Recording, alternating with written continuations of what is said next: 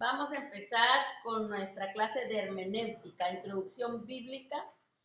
Y lo que les quería comentar es que este libro viene muy práctico. Cada capítulo termina con preguntas. Entonces es más fácil y más... siento yo que es fácil comprenderlo. Puede que algunas preguntas sí están un poquito así como enredositas, pero aquí todos juntos las podemos contestar. ¿Ok? Entonces sí voy a necesitar que se traigan su pluma, su cuaderno.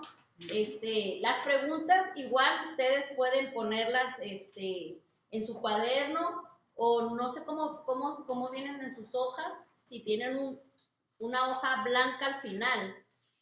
Si tienen ustedes una hoja blanca al final, si no traen cuaderno, ahí pueden poner ustedes respuesta y aquí pueden poner la número 1 y aquí usted contesta y la número 2 y contesta. No es necesario poner la pregunta, ¿va? Si no tienen espacio. Ok, en la siguiente clase, como les digo, vamos a hacer eso, porque yo creo que esa va a ser nuestra evaluación, los cuestionarios que vienen ahí, porque cada unidad tiene un cuestionario, cada capítulo, perdón, tiene un cuestionario, ¿ok? Y ahorita pues vamos a empezar con el capítulo número 1, que se llama Importancia de su estudio, hermenéutica. Yo le puse punto número 1, como viene ahí, porque vienen los puntos 1, 2, 3, viene separado por párrafos. Yo digo que es para que entendamos un poquito más, está muy cuadrado este libro. Hay cuenta que vamos a explicar el párrafo 1, luego el párrafo 2 y luego el párrafo 3, ¿ok? El primero es el básico, que es la hermenéutica. Y ahí nos dice el arte de interpretar los textos. Ese es la hermenéutica. Eso es lo que vamos a aprender nosotros a interpretar los textos. Dice aquí, nosotros nos ocuparemos, vamos a empezar. ¿Qué es la hermenéutica? Arte de interpretar los textos, responde el diccionario. Pero la hermenéutica, del griego hermeneubion, interpretar, de la cual nosotros nos ocuparemos, dice, forma parte de la teología exegética. ¿Qué es la teología exegética? Esa se enfoca en la interpretación científica y rigurosa de los textos sagrados. ¿Okay? A eso cuando dice que la rama de la hermenéutica es una parte de la teología exegética, esa se dedica a comprobar científicamente los textos sagrados. ¿Okay? Entonces la hermenéutica es acompañada de la ciencia para tener una interpretación, ¿ok? Acompañado de las cosas que aquí se ven, ¿ok? Eso es en el párrafo 1. En el párrafo 2, ahora sí, voy a invitar a ver aquí, vamos a empezar con Alejandra. Si me puedes leer el punto número 2.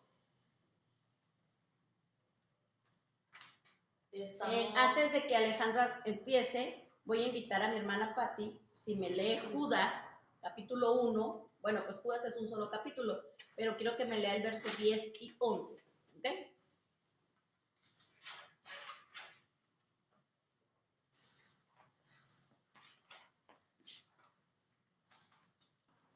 Pedro.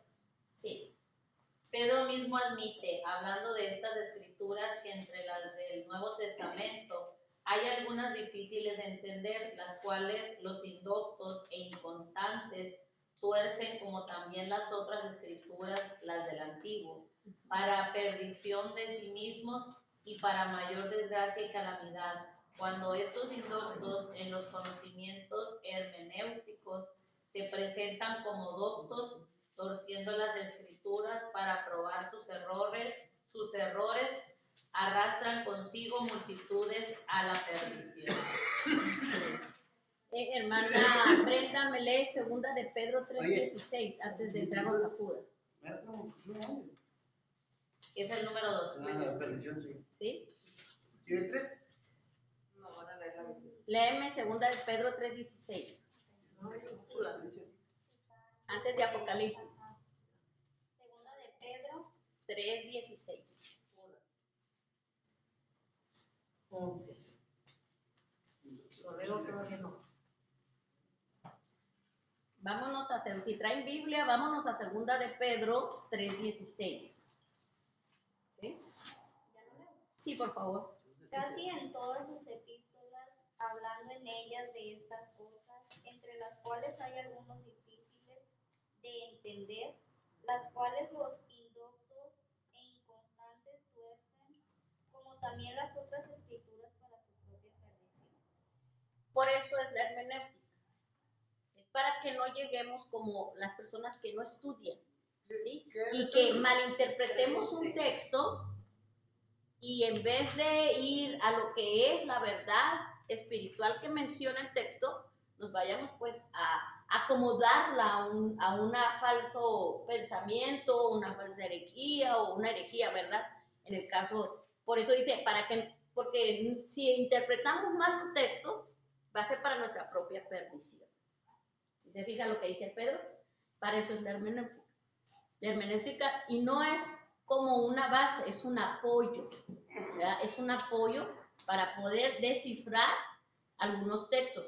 Y ahorita lo vamos a ver por qué. No es que la interpretación sea de hermenéutica, no, la interpretación no es privada, la interpretación la vamos a tener cualquiera de nosotros con la revelación divina, pero la hermenéutica es un apoyo para que nosotros no nos desviemos de la verdad, porque como dice Pedro, es para nuestra propia perdición, ¿verdad? Cuando lo hacemos sin conocimiento, es lo que dice cuando habla de los indoctos, personas que no estudiaron, personas que están fluctuando, personas que lo toman a la ligera, ¿y qué pasa? Llegan y se cometen errores, ¿verdad? Errores. Entonces, la hermenéutica para eso nos ayuda, para evitar esos errores, ¿verdad? Para no llegar al punto de, pues, de perdernos del camino, ¿ok? Para eso es la hermenéutica. En el punto número 3, ahora voy a invitar a Fátima, si me la puedes leer, por favor. Dice, Sí. tales indoctos, pretendidos doctos, han resultado siempre heresiarcas o terroristas desde los falsos profetas de antaño hasta los papistas de la era cristiana y los edustas y lucelistas de hoy. Cualquier predicador que ignore esta importante ciencia se verá muchas veces perplejo y caerá fácilmente en el error de Balaam y en la contradicción de Coré. El arma principal del soldado de Cristo es la Escritura, y si desconoce su valor e ignora su legítimo uso, ¿qué soldado será? Exacto, ¿verdad? Aquí está hablando de personas que no estudian, de personas que se creen que son conocedores de la palabra, pero realmente no se han puesto a calibrar cada texto, ¿verdad? Buscarle bien el por qué se escribió de esa manera, el por qué se dijeron esas palabras, y pues eso hace, pues, como decían, levantarse. Antes en la escritura dice falsos profetas, hoy en día pues serían falsos predicadores, ¿verdad? Que tuercen la verdad, y de esos hay muchos, ¿verdad? De esos hay muchos. Por eso es importante que nosotros usemos apoyos, primeramente la del Espíritu Santo, que es el que nos va a guiar, y ahí tenemos esta herramienta que es la hermenéutica. Es un poco, es más referente hallazgos históricos, pero que nos van a reforzar las verdades que posiblemente ya conocemos, ¿verdad? Porque el Espíritu Santo es el que nos lo da, ¿verdad? Pero la hermenéutica es pues como le digo, la hermenéutica es un apoyo para el estudio de los textos, ¿ok?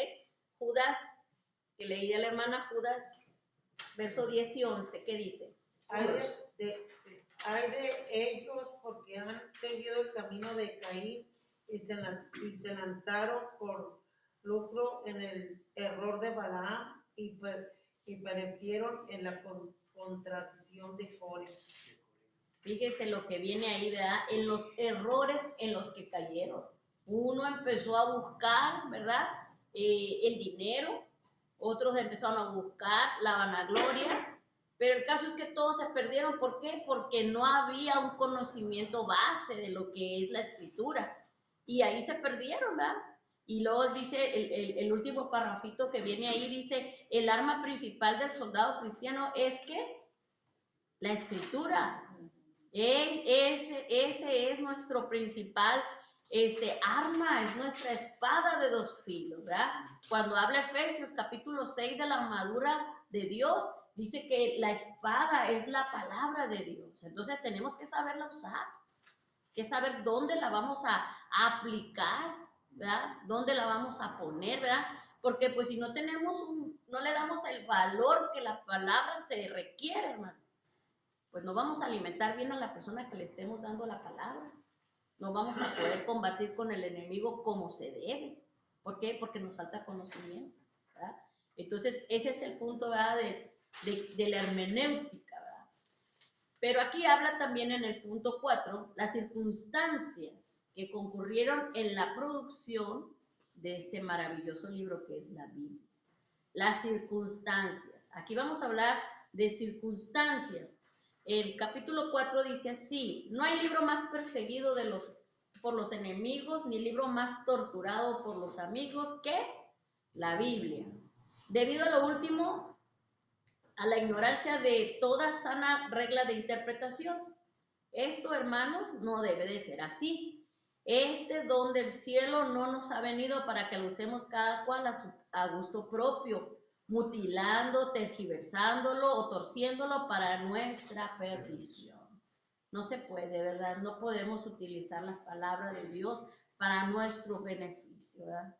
En una ocasión vemos en los reyes que le llegó el escrito de la palabra y al rey no le gustó. ¿Qué hizo el rey?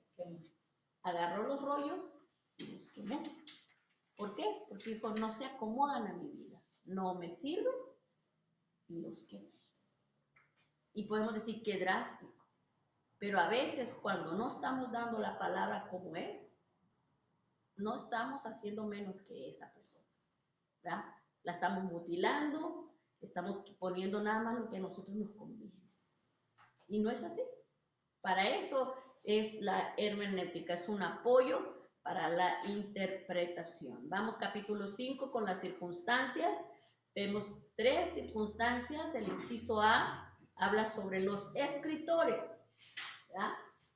Los escritores.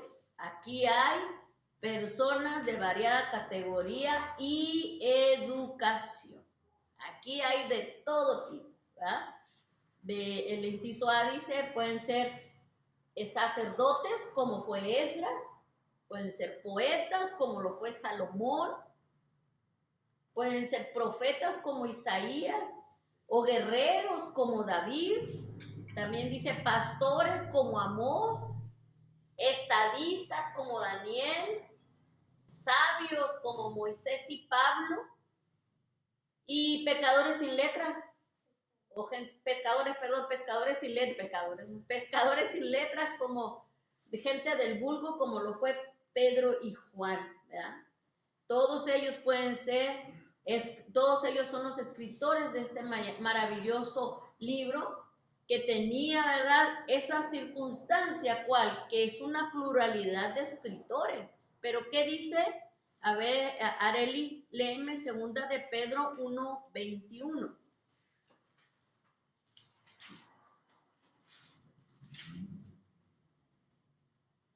Porque nunca la profecía fue traída por voluntad humana, sino que los santos hombres de Dios hablaron siendo inspirados por el Espíritu Santo. ¿Verdad? A él no le interesaba la categoría, no le interesaba su educación, solamente era lo que él, a la persona que estuviera dispuesta, ¿verdad? Y el Espíritu Santo trabajó con él, como le digo, con una pluralidad bárbara, ¿verdad? Desde letrados o indoctos, desde poetas hasta estadistas como Daniel, personas que se dedicaban al gobierno, que conocían las leyes, o personas, ¿verdad?, que, pues, un pastor, como lo fue el profeta Amós, ¿verdad? Un pastor. Puede ser cualquiera, ese es el inciso A. En el inciso B habla de la circunstancia del tiempo, como puede ser, dice, bueno, alguien que me lo lea. A ver, Brenda, léeme el inciso B, por favor.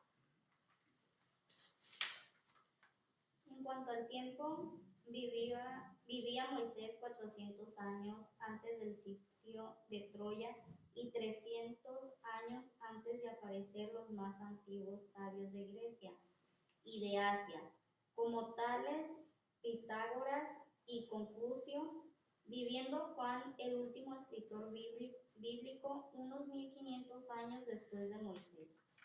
O sea, estamos viendo que la otra circunstancia que manejan las escrituras es el tiempo. ¿Cuál? Como puede ser en la época de Moisés, como puede ser en la época de Juan, ¿verdad? Que fue el último escritor. Podemos ver que pues 1500 años es mucho. Y si vemos la comparación con Pitágoras y Confucio, que fueron unos grandes, ¿verdad? ¿Cómo se le llama? Pensadores de su época, Moisés todavía fue más viejito que él. O sea, todavía fue antes. Y aún así, guiado por el Espíritu Santo, habló unas verdades especiales que hasta ahorita venimos, ¿verdad?, tratando con ellas, la palabra de Dios. Entonces, esas circunstancias también se tienen que tomar en consideración cuando estamos estudiando algún texto o alguna parte de la palabra. Una son los escritores, como mencionábamos, pescadores, pastores, gobernantes, religiosos, como lo fue Pablo, pero saber su contexto y por qué se expresaban de esa manera, pero también el tiempo, es la otra circunstancia, que en su tiempo, ¿se acuerdan cuando estudiamos cómo nos llegó la Biblia? Unas eran, ¿cómo se llama? Unas escrituras antiquísimas, ¿verdad? Como otras más actuales, como la versión moderna, que cambiaron el latín, que cambiaron el griego, el arameo, diferentes traducciones, ¿verdad? Pues la Biblia también tienes que tomar en cuenta las circunstancias del tiempo. También están las circunstancias del lugar, que es el inciso C. Ahí vemos cómo muchos escritos fueron hechos en Asia, otros dice en el centro de Asia, en las arenas de Arabia, en los desiertos de Judea, en los pórticos del templo, en las escuelas de los profetas de Betel y Jericó, en los palacios de Babilonia, en las orillas de Shebar, y en medio de la civilización occidental.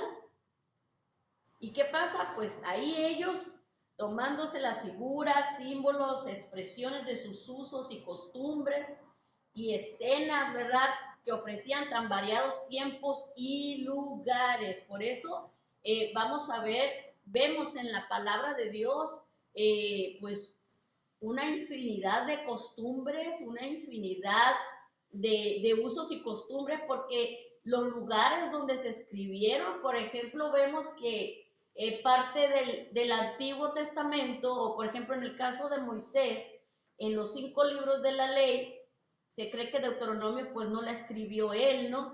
Pero los otros 4, parte estaban en el idioma de los egipcios y parte estaba en el idioma de los hebreos. Entonces, ¿era por qué? Porque en ese tiempo, cuando él empieza a escribir, pues lo que se acordó era lo que él sabía, que era el idioma de donde él había nacido, o sea, había criado, pero conforme fue avanzando el tiempo, él ya empezó a hablar el lenguaje hebraico y empezó a escribir parte también en hebreo. Entonces, vemos las circunstancias, ¿verdad? Vemos el lugar donde estaba, el lugar donde él habitó. Y podemos ver, pues, en el caso de Pablo, ¿verdad?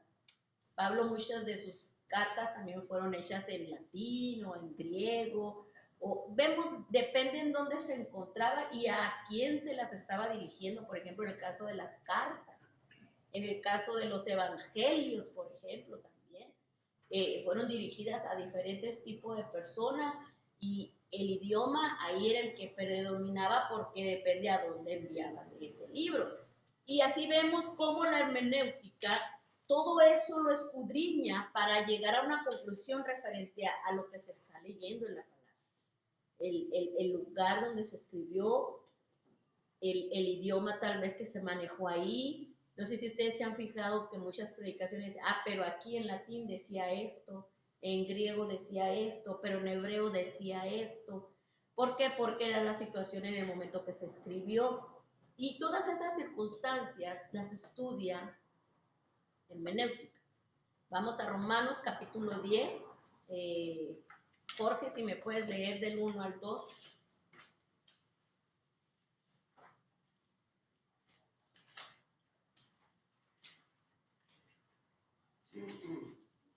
Hermanos, ciertamente el anhelo de mi corazón y mi oración a Dios por Israel es para salvación. Porque yo les doy testimonio de que tienen celo de Dios, pero no conforme a ciencia. Fíjese, aquí está diciendo que el pueblo de Israel tenía un celo fuerte, pero no conforme a ciencia. ¿Qué quiere decir esto? No conforme a conocimiento. Y había muchos israelitas, en el caso de Pablo, como él, porque él venía de la tribu de Benjamín, él tenía un celo, pero no conforme a ciencia, porque él no entendía que, o no sabía, o no tenía el conocimiento de que Jesús venía también por los gentiles, que Jesús podía transformar, que Jesús podía regenerar. Entonces él no tenía ese conocimiento. Cuando él llega a ese conocimiento, que es cuando lo tumban del caballo, entonces empieza a trabajar conforme a ciencia. ¿Qué quiere decir? Conforme a conocimiento. Y por eso empieza a predicar. Y es lo que él dice aquí. Israel sí es celoso de Dios. Aman a su Dios, sí, sí lo aman. A su manera lo aman, sí. Pero son tan celosos y ese celo que tienen es sin conocimiento. O sea, les falta conocimiento. ¿Qué les faltaba? Recibir la gracia de Jesús. Recibir el conocimiento que necesitaban. Y a eso nos ayuda la hermenéutica, ¿verdad? Para que tengamos conocimiento, ¿verdad? Y que no caigamos en un celo infundado, un celo de Dios sin tener un conocimiento pleno de las cosas, ¿ok? Para eso nos ayuda la hermenéutica. Vámonos al al punto número 6, que es escudriñar. Aquí es lo importante de todo esto. Cuando vamos a empezar con la hermenéutica, es importante escudriñar. ¿Qué es escudriñar? ¿Verdad? Yo le decía antes, vamos a escarbarle. Vamos a escarbarle, no lo vamos a ver por encimita, vamos a escudriñar, vamos a escarbarle qué Dios nos está hablando a través de la palabra, ¿verdad? A través de lo que el Señor tiene para nosotros. Alejandra, léeme Juan 5:39 y hermano pastor, léame 5:39 y hermano pastor, léame Hechos 17:11.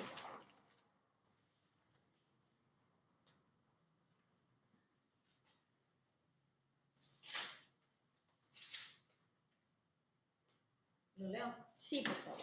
Respondió entonces Jesús y les dijo, de cierto os digo que no puede el Hijo hacer nada por sí mismo, sino lo que ve hacer al Padre, porque todo lo que el Padre hace también lo hace el Hijo igualmente. Se me figura que ese no era. No, Este es Juan 5, 39. Ah, leí 19. Dije, ese no me sonó nada. Ajá. Escudriñar las Escrituras porque a vosotros os parece que en ellas tenéis la vida eterna y ellas son las que dan testimonio de mí. Así es, ahí era el punto, escudriñar las Escrituras. Ahora voy a pedir a Brenda, léeme el punto número 6. Hasta el primer, donde dice provechoso de las Escrituras, ¿ok? Nomás la primera parte. ¿El 6? Sí, el 6. ¿Una breve observación? Sí, ¿Hasta dónde me dijiste? hasta el primer punto, Escrituras. Una breve observación general respecto a dicho lenguaje. ¿Acaso nos hará más patente todavía la suma necesidad del conocimiento de reglas de sana interpretación para el estudio provechoso de las Escrituras? Yes. El que usted y yo estemos metiéndonos en el estudio de las Escrituras, ¿verdad? es provechoso para nosotros. Ahora dice, ciertos doctos, por ejemplo, que han vivido siempre incomunicados respecto al lenguaje bíblico, encuentran tal lenguaje pues chocante, incompatible. ¿Nunca han oído ustedes que dicen, no, es que yo leo la Biblia y no la entiendo porque usan un lenguaje que no entiendo? ¿Verdad?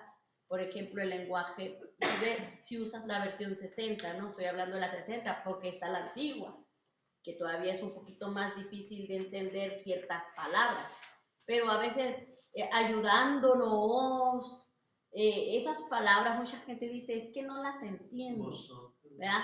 Y hace que la gente, pues, se sientan incomunicados con la palabra. ¿Por qué? Porque esas palabras tal vez no las entiendan, pero nosotros tenemos que escudriñarlas. ¿Qué haces? Pues te sientas y buscas un diccionario y empiezas a buscarlas, porque eso es lo importante, son materiales de apoyo. Y la hermenéutica nos va a ayudar con cierto lenguaje. ¿Para qué? Para que entendamos más el texto que estemos estudiando o qué parte de la Biblia estemos estudiando. Ahora, dice aquí también, aquí di Hechos 17, ¿va? 17:11. Dice, y a estos eran más nobles que los que estaban en Tesalónica, pues recibieron la palabra con toda solicitud, escudriñando cada día las escrituras para ver si estas cosas eran así. Escudriñaban las escrituras todos los días, ¿verdad? Buscando, tratando de entenderlas, tratando de analizarlas de una manera que ellos pues salieran beneficiados, pero ahí hay algo bien importante, que ellos eran nobles, ¿verdad? De eso lo vamos a seguir viendo ahorita. Pero lo que yo quería decirles era que ellos trataban, ¿verdad? Y eso es lo que pasa, mucha gente, no lo entiendo y cierra la Biblia y la deja, ¿verdad? O, ay, es que me duerme. Ay, buscamos un pretexto y el enemigo lo va a utilizar para que no leamos la palabra. Eso es real. Tenemos una lucha espiritual que no va a querer que nos acerquemos a las verdades espirituales que Dios tiene para nosotros. Y lo más cómodo es decir, no lo entiendo. Y cerremos el libro, ¿verdad? Pero como nosotros somos nobles, ¿verdad? Nos vamos a dedicar a escudriñar las escrituras, que es lo que la hermenéutica quiere que usted y yo hagamos. Que nos metamos a escudriñar las escrituras con nobleza. ¿Qué quiere decir esto? Pues que tengamos la paciencia de saber que a lo mejor no vamos a entender a la primera, pero le vamos a insistir, ¿verdad? Le vamos a insistir a seguir aprendiendo. Eso es lo que hacían los de Tesalónica. Ahora dice, el último parrafito dice, bueno, voy a leerlo todo para que entiendan la parte. Ciertos doctos, por ejemplo, que han vivido siempre incomunicados respecto al lenguaje bíblico, encuentran tal lenguaje chocante o incompatible con su imaginario ideal de la revelación divina. Todo por la superabundancia de todo género de palabras y expresiones figuradas y simbólicas que ocurren en las escrituras. Algún conocimiento de hermenéutica no solo le librará de tal dificultad, sino acaso le persuadirá de que tal lenguaje es el divino por excelencia, como lo es el científico y el literario.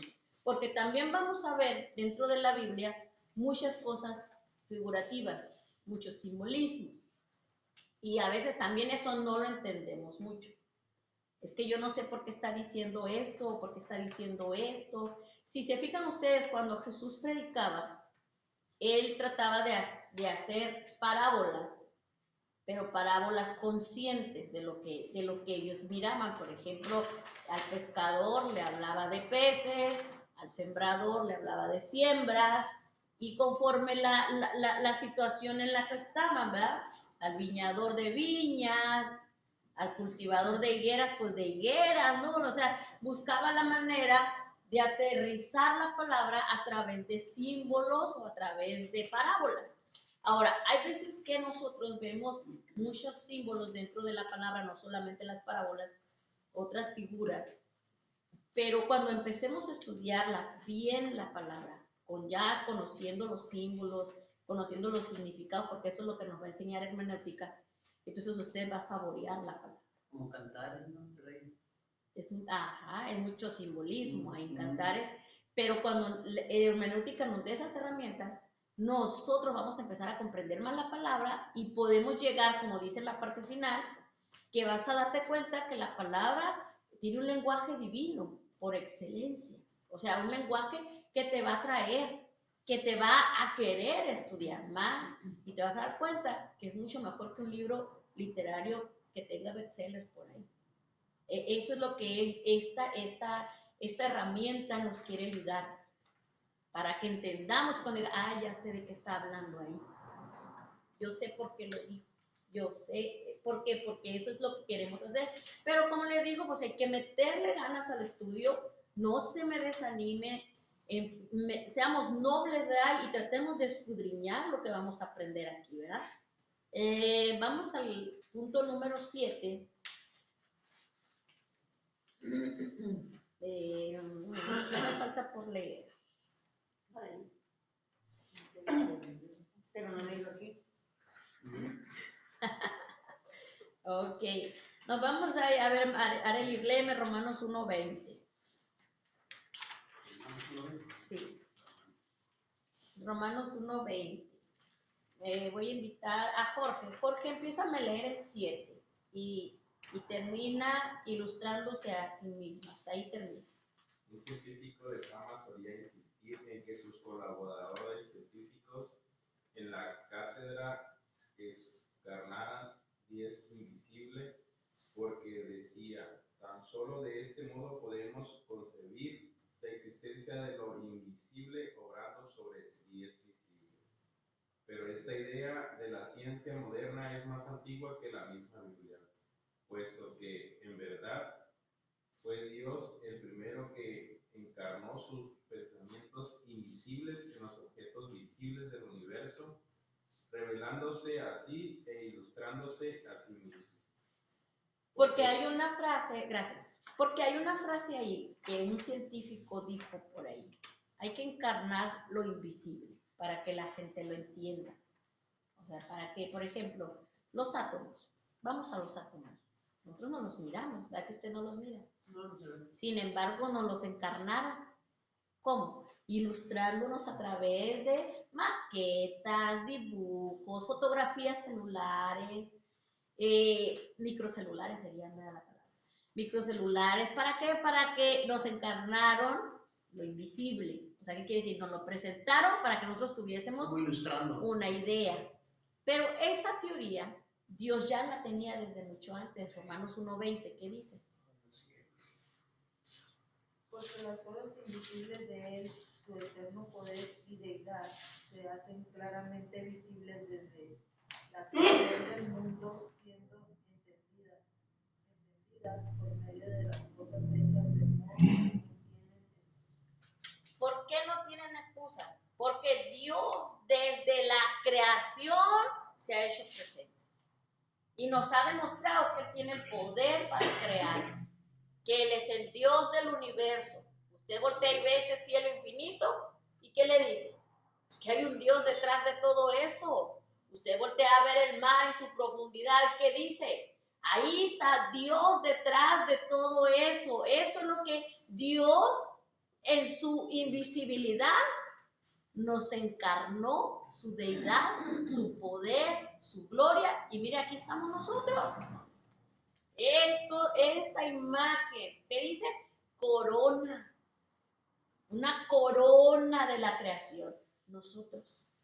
¿Y eso qué es lo que nos dice? Que Dios es todopoderoso, es eterno, es omnipotente, es omnisciente. Todo esto nos lo revela a través de lo que vemos. Por eso dice, encarnó lo invisible y lo hizo visible para que usted y yo conociéramos a Dios. Aunque la ciencia dice eso también. Hay que encarnar lo invisible para que la gente lo vea. Pero eso ya lo hizo Dios desde antes, ¿verdad? Desde el principio, desde antes que existiera. Porque Él era el principio, el final y es el mismo hoy. Así es, el Señor presentándose a nosotros, ¿verdad? Y eso es lo que habla el capítulo, el punto número 7, ¿verdad?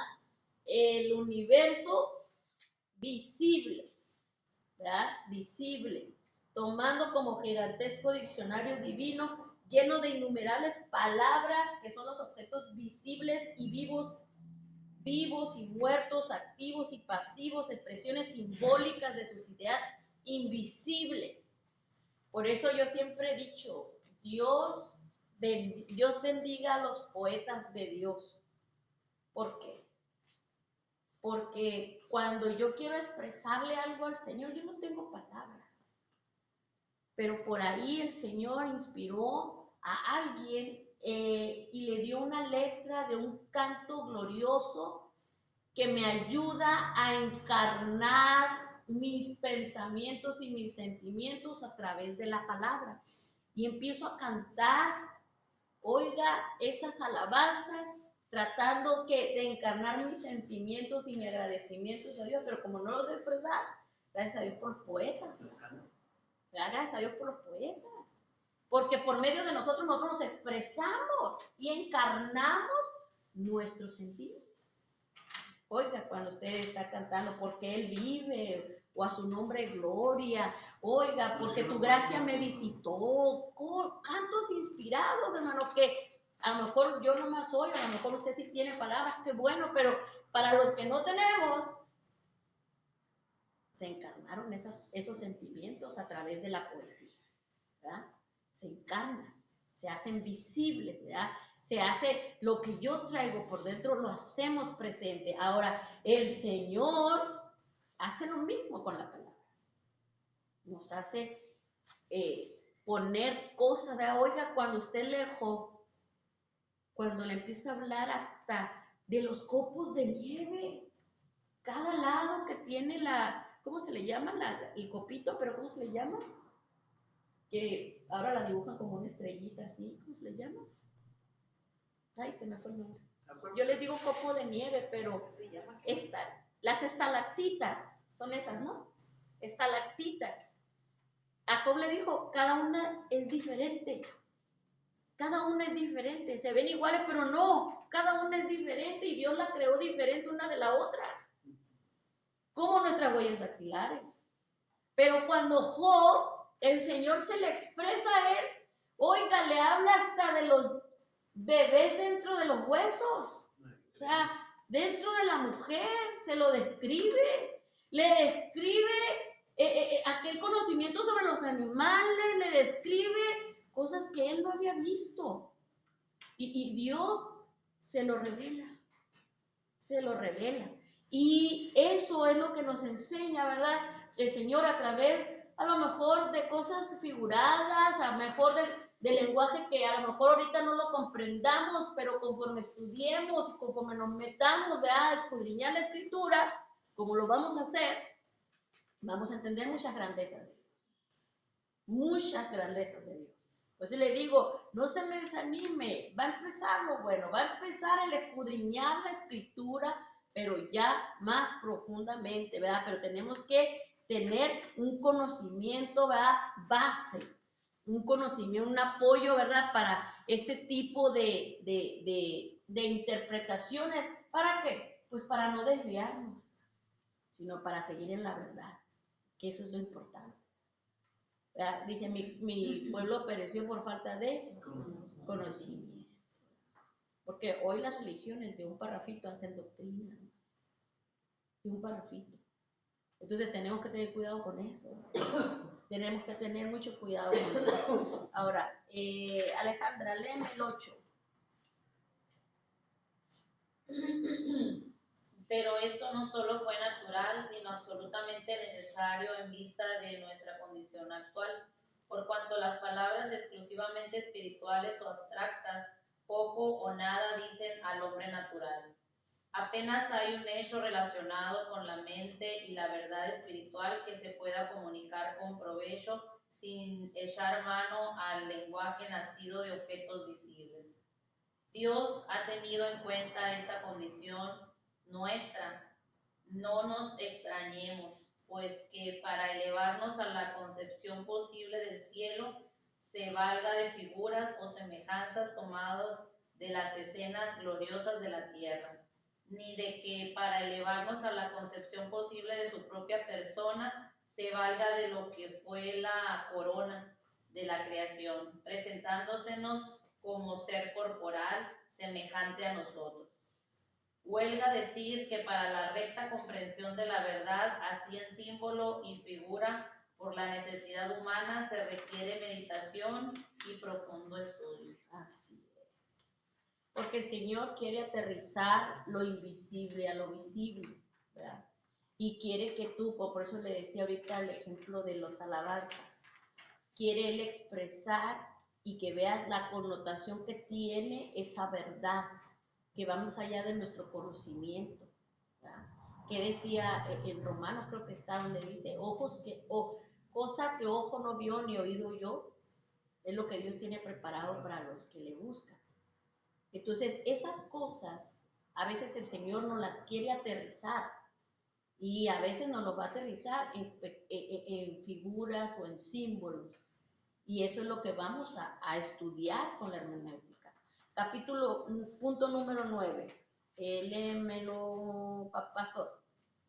Pero es preciso observar aquí que dichas expresiones figurativas o simbólicas no se deben meramente a la naturaleza de la verdad espiritual, a la maravillosa relación entre lo visible y entre lo invisible y lo visible, sino también el hecho de que tal lenguaje resulta el más a propósito por ser más hermoso y expresivo. Lleva ideas a la mente con mucha más viveza que la descripción prosaica. Encanta y recrea la imaginación a la par que incluye el alma y fija la verdad de la memoria, deleitando el corazón. Cuán erróneo concepto de lo que es propio, estilo de la aritmética. Abrigan los que... Abrigan los que desempeñan de la Biblia para hacer revelación divina. Debería haberse escrito al estilo de la aritmética y geometría. No ha enloquecido Dios por su sabiduría la sabiduría del mundo. Acordémonos pues sí, hasta ahí. Es que ese es el 10. Fíjense bien, aquí está diciendo, hermano, que si Dios está usando su lenguaje, usando figuras y a lo mejor elevando el lenguaje un poquito más arriba, que a veces no lo podamos entender. Y muchos dicen, no, es que es mejor que hubiera sido más certero en lo que está diciendo, ¿verdad? Pero ¿qué pasa cuando, por ejemplo, voy a poner un ejemplo, esta es una manzana, ¿no? Ahí está la manzana. Pero el Señor te está diciendo que esta manzana viene de un árbol frondoso, que al tiempo de su maduración, esa manzana bajó y cayó. ¿Para qué? Para que llegue a tu boca. Ese es el estilo figurado, pero ya te está hablando del árbol, ya te está hablando de crecimiento, ya te está hablando de paciencia, ya te está hablando de bendición, ya te está hablando, ¿sí se fijan? En esas cortas palabras, así, vamos a ponerlo así. Pero, ¿qué pasa? La gente quiere que, no, que esta manzana Dios te la dio para que te la comas. ¿Cuál le hallaría usted más bendición? Si la palabra fuera más descriptiva o nomás así. Por eso dicen, muchos inductos dicen, no, es que la palabra tenía que ser como la geometría. 2 más 2 igual a 4, la aritmética, perdón. 2 más 2 igual a 4, y ya. No. Ojo por ojo y diente por diente. No, el Señor quería enseñarte más cosas a través de esta manzana. ¿Sí me explico? Por eso el Señor engrandece su palabra con figuras, engrandece con expresiones para que saquemos más provecho, no nomás de la manzana. Vamos a agarrar hasta del árbol, vamos a agarrar la paciencia, vamos a agarrar el recibir la bendición, el esperar, el mirar el crecimiento, el ver lo que Dios puede hacer. Pero si lo queremos así nomás, no hay mucho beneficio. Por eso el Señor le metía más expresión a la verdad, para que nosotros tengamos un margen más de bendición a través de ella. Obviamente no queremos que en esa expresión tan grande pues nos desviemos y nos vayamos por otros lados, ¿verdad? Cuando el Señor lo que quería era eso, que conocieras el porqué de la manzana. ¿Sí me explico? Para eso es la hermenéutica, para que aterricemos a la verdad espiritual. pero que esa verdad espiritual nos lleva a una grande bendición. Y dice, muchos quieren que la Biblia sea así, 2 más 2 igual a 4, y no hay vuelta de hoja. Y no es así. ¿Para qué tanta vuelta? El Señor, porque en esa vuelta nos quiere enseñar más cosas, nos quiere enseñar más verdades, ¿sí? Y eso es lo que dice el punto número 9, por eso dice, ¿cuán erróneo es esto? Que quieran creer que la revelación divina es como la aritmética, como la geometría. ¿Pero qué dice el Señor? ¿Acaso no se han enloquecido con la sabiduría de Dios? Sí, porque no les cuadra. Por eso dice, mis pensamientos son mucho más que tus pensamientos y mis caminos más que tus caminos. Y muchos ahí, ya mejor por no meterse en problemas, dicen locura. Están locos, ¿verdad? Por no meterse en problemas. No están locos. Por eso los indoctos no entienden la sabiduría de Dios, porque la sabiduría de Dios es más arriba que la de nosotros. ¿Ya? Y así termina con esa pregunta. ¿No ha enloquecido Dios por su sabiduría, la sabiduría del mundo? Claro que sí, porque ellos todavía no saben por qué un ser que es creado dentro de otro ser creado como somos nosotros pueda salir con un alma pensante, viviente, expresante, con conocimiento de sí mismo. ¿Cómo? Eso no lo pueden. Nos quieren clonar, nos quieren hacer muchas cosas, pero no han llegado al por qué ese bebé se le va desarrollando un alma que decide, que piensa, ¿verdad? Y eso no lo han podido descifrar, ¿verdad? Porque la sabiduría de Dios es más grande que la del hombre, ¿verdad? Es el verso 9. Vamos al punto 10. Ahora, aquí viene el resumen. Y ya se me va a acabar el tiempo. Alejandra, léeme el 10. Acordémonos pues. Este último versículo, ese último párrafo. Acordémonos pues, en resumen. Ahí sí, aquí viene el 9, ¿no? Es que lo pusieron como con observar aquí. Sí, es esa. Acordémonos pues, en resumen. Aquí viene encimado. 5. De abajo para arriba el 5. Es que ya lo traía en el libro. Pero yo no terminé. De abajo para arriba el 5. Ok, que lo termine el pastor. Termínelo, papá.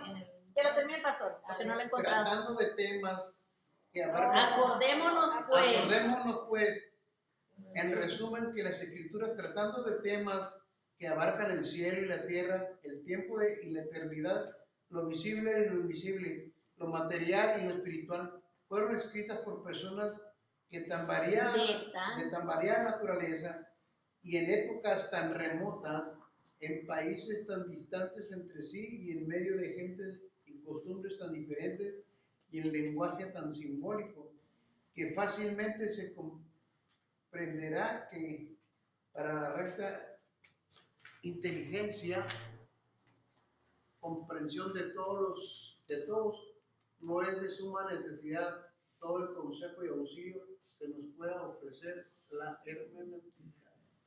O sea, está diciendo, es el resumen de todo lo que vimos hoy. Las circunstancias, el lenguaje, el tiempo, los lugares, los escritores, todo eso se va a estudiar. El lenguaje figurativo, el lenguaje simbólico que mencionan las escrituras, todo esto lo tenemos que estudiar. Y luego dice, ¿y no se les hace bien que la hermenéutica nos ayude en eso? Que nos ayude en eso. Pues sí, es un apoyo, por eso le digo, es un apoyo para que nosotros lo estudiemos. Es un apoyo para que conforme lo vamos a ver cada simbolismo, cómo se recarga en esta verdad y todo eso lo vamos a ir viendo y vamos a ir mirando todo el trasfondo histórico. Por eso le dije que la hermenéutica jala de la teología exegética. ¿Por qué? Porque se basa en estudios científicos también, en científicos que sucedieron en el momento en que se escribieron las escrituras, con lo que se dijo esa palabra, ¿verdad? Bueno, aquí ya terminamos nuestro primer capítulo.